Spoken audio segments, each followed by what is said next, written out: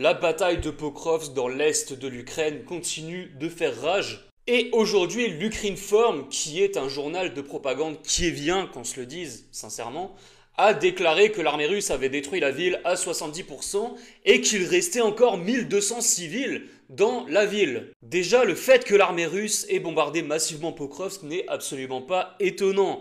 On l'a déjà expliqué plusieurs fois, cette ville est un nœud extrêmement important pour la logistique ukrainienne et a été transformée en véritable forteresse par les forces de Kiev. Et une autre question se pose, ça fait un an que cette ville est sous les bombes russes. Comment ça se fait qu'il y ait encore 1200 civils? Ne serait-ce pas là, une fois de plus, une preuve que Volodymyr Zelensky se fout totalement du sort de la population qu'il prétend défendre? Parce qu'il faut savoir qu'il y a encore des voies de ravitaillement, donc s'il est possible d'y acheminer du matériel, il est également possible d'évacuer des civils de l'autre sens. Ou alors, et là ça n'engage que moi, peut-être que Volodymyr Zelensky emploie les mêmes méthodes que Staline lors de la bataille de Stalingrad, pensant que les soldats ukrainiens seront plus dévoués à défendre une ville qui est encore occupée par des civils. La différence, c'est que l'armée russe n'est pas la Wehrmacht de 1942 et que l'armée ukrainienne n'est certainement pas l'armée rouge de 1943. Le pire, c'est que dans tous ces articles, on n'évoque aucunement, bien entendu, le fait de s'asseoir à la table des négociations